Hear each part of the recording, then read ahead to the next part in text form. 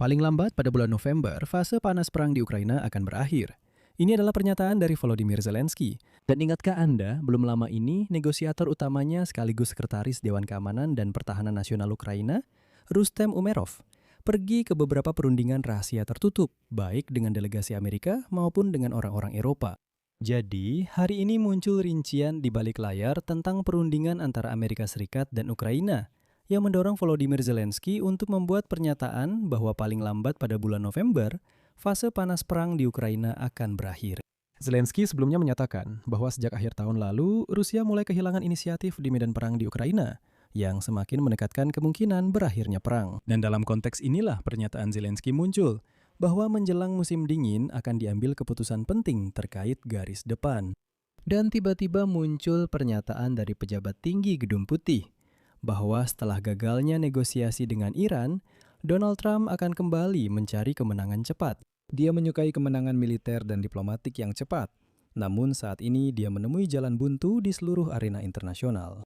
Sebelumnya, Trump sendiri dan Menteri Luar Negerinya Mark Rubio mengeluh bahwa mereka lelah membuang waktu untuk negosiasi tanpa akhir mengenai Ukraina.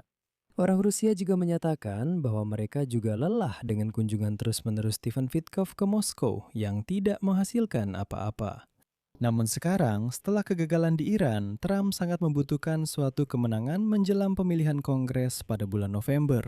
Dan para ahli mencatat bahwa sekarang Donald Trump kembali fokus ke Ukraina, setidaknya untuk mencari cara mewujudkan gencatan senjata di garis depan, agar bisa mengklaim itu sebagai kemenangan pribadinya. Dan seperti yang diketahui, Trump bahkan secara pribadi sudah meminta Xi Jinping untuk membantunya dalam hal ini dengan imbalan konsesi terkait Taiwan.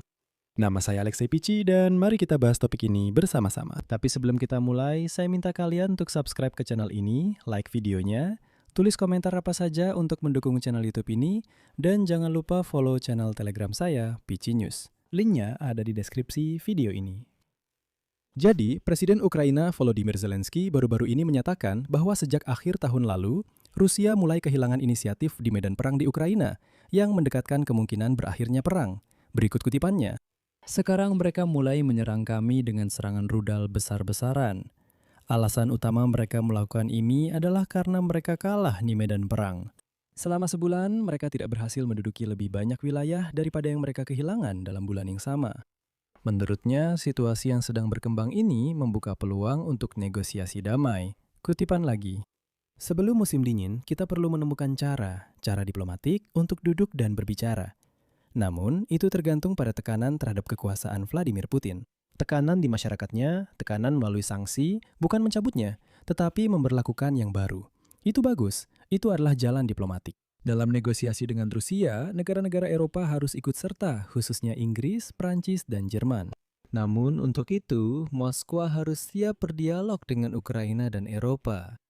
Dan di sini saya ingatkan, sebelumnya sumber dari The Economist di pemerintahan Ukraina melaporkan bahwa Zelensky justru memerintahkan untuk bersiap menghadapi 2 hingga 3 tahun lagi perang. Menurut mereka, pada awal tahun di Kiev berharap bahwa negosiasi dengan mediasi Amerika Serikat bisa menghasilkan kesepakatan sementara. Pada saat yang sama, Kiev siap membahas penarikan pasukan dari Donbas dengan syarat penarikan kekuatan secara timbal balik. Sementara itu, Kremlin menuntut penarikan sepihak pasukan Ukraina dan menolak menerima jaminan keamanan untuk Ukraina yang mencakup penempatan militer dari negara lain. Pada 22 Mei, Amerika Serikat mengumumkan penghentian partisipasi dalam proses negosiasi. Namun, ada sisi lain dari koin itu. Vladimir Putin, sebaliknya, dalam sebulan terakhir 2 kali menyatakan bahwa pertempuran akan segera berakhir dengan alasan kemajuan tentara Rusia di garis depan. Pada saat yang sama, dia mencatat bahwa kontak mengenai Ukraina dengan pihak Amerika masih terjaga, tetapi negosiasi penuh belum dilakukan. Sebelumnya, Badan Intelijen Kementerian Pertahanan Amerika Serikat melaporkan bahwa Angkatan Bersenjata Ukraina untuk pertama kalinya sejak tahun 2023 berhasil membebaskan sekitar 400 km persegi wilayah selama serangan. Namun, mengenai posisi Vladimir Putin, memang seperti itulah pendiriannya, bukan tanpa alasan. Intinya, setelah kegagalan serangan balasan Ukraina pada tahun 2023, invasi besar-besaran Rusia memasuki ritme yang dapat diprediksi, yaitu serangan musim panas dan musim dingin, di mana tekanan di antara kedua periode itu berkurang, sementara unit-unit Rusia melakukan rotasi dan pengelompokan ulang. Sekilas, tahun ini tahun ke-26 tidak terlalu berbeda. Polanya sama, serangan musim panas dan musim dingin, di antaranya ada rotasi, relokasi, dan sebagainya. Nah, namun dengan peralihan dari musim semi ke musim panas seperti sekarang ini, militer Ukraina di sepanjang garis depan kembali melihat peningkatan jumlah serangan Rusia dan upaya penetrasi yang terus-menerus. Dan disinilah menjadi jelas bahwa ada beberapa hal yang ternyata telah berubah. Meskipun serangan drone dan penembakan tetap terjadi secara terus-menerus, efektivitas tempur Rusia menurun, sedangkan Ukraina pada tahun 2025 justru membentuk lebih dari selusin korps tentara yang menggabungkan brigade-brigade. Hal ini meningkatkan pelatihan para rekrutan karena sekarang mereka dilatih oleh para komandan yang benar-benar memimpin mereka ke medan perang. Pada saat yang sama, Angkatan Bersenjata Ukraina meningkatkan koordinasi antara infanteri, drone, artileri, dan kendaraan lapis baja. Taktik gabungan seperti ini memungkinkan untuk melakukan rotasi, maju di Kupiansk dan Huliaipol, sambil tetap menjaga kerugian seminimal mungkin dibandingkan dengan pihak Rusia. Selain itu, unit drone Ukraina, pasukan sistem tak berawat, meningkatkan serangan jarak menengah dengan menghancurkan logistik Rusia hingga jarak 150 km dari garis depan. Saya sudah membuat episode terpisah tentang hal ini, silakan cek dan pastikan untuk menontonnya. Di sana saya membahas bagaimana saat ini Angkatan Bersenjata Ukraina menggunakan taktik penghancuran total logistik Rusia jauh di belakang garis musuh di wilayah yang diduduki. Pengintaian yang ketat mempersulit pasokan bagi pasukan Federasi Rusia dan membuat mereka kehilangan kemampuan untuk mengonsentrasikan kekuatan untuk serangan besar-besaran. Keahlian taktis dan reformasi baru memungkinkan militer Ukraina mengatasi kemunduran pada tahun 2024 sampai 2025 ini. Dan pada akhirnya, sudah di bulan-bulan pertama tahun 2026, mulai terlihat arus masuk bersih yang positif. Personel baru mulai masuk ke unit-unit tempur. Berbeda dengan Angkatan Bersenjata Ukraina, pasukan Rusia justru mulai kehilangan efektivitas di medan perang karena berbagai faktor. Pada tahun 2024 sampai 2025, keunggulan Rusia bertumpu pada cadangan besar dan kekuatan tembak yang luar biasa. Namun, taktik serangan lokal ini menyebabkan hilangnya sekitar 23.000 personel militer setiap bulan sepanjang tahun 2025. Pada tahun 2026, jumlah ini meningkat menjadi lebih dari 30.000. Akhirnya, untuk pertama kalinya sepanjang sejarah, Rusia mulai kehilangan lebih banyak tentara daripada yang mampu direkrut melalui kontrak. Selain itu, jika sebelumnya artileri dan bom dapat mengimbangi kurangnya pelatihan infanteri, sekarang situasinya telah berubah. Medan perang telah berubah menjadi jalur perpindahan pasukan dengan lebar sekitar 30 km.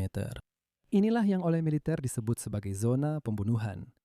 Peta para perencana Rusia kurang mencerminkan realitas seperti ini, sehingga perintah dari markas besar tidak sesuai dengan praktik di lapangan dan koordinasi serangan menjadi semakin tidak efektif.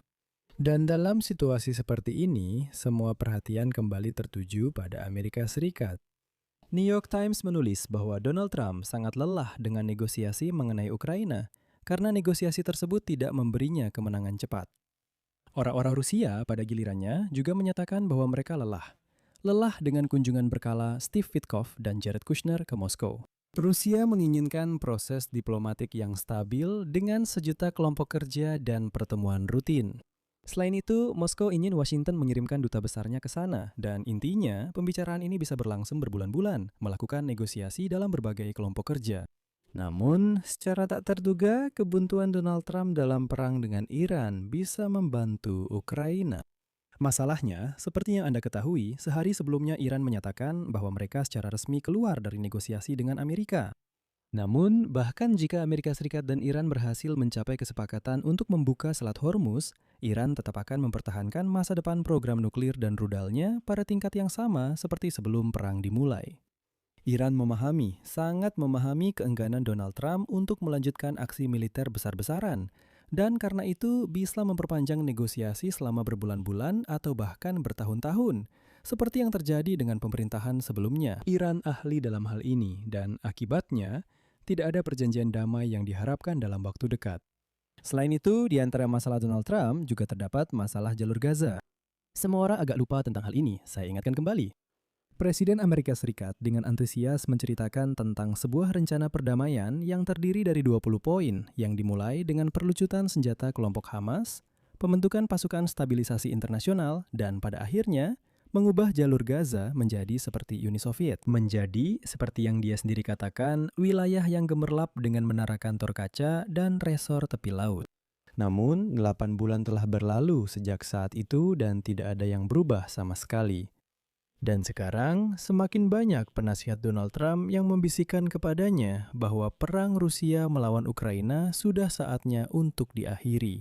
Katanya, suasana di Moskow telah berubah, medan perang telah berubah karena orang-orang Ukraina setidaknya telah membekukan garis depan. Masalah ekonomi di Rusia semakin meningkat dan ketidakpuasan politik tertentu juga semakin berkembang. Di dalam Kremlin sedang ada pembicaraan tentang bagaimana kita bisa menggambarkan semua ini sebagai sebuah kemenangan. Dan Trump sangat membutuhkan semacam kemenangan menjelang pemilu paruh waktu Kongres pada bulan November. Dan itulah sebabnya Trump mungkin akan mencoba memanfaatkan konflik ini untuk mencoba menetapkan gencatan senjata di Ukraina dan menunjukkan bahwa setidaknya satu konflik benar-benar berhasil dia hentikan. Dan sebelum pemilu dia bisa berkata, lihat semuanya sedang berjalan.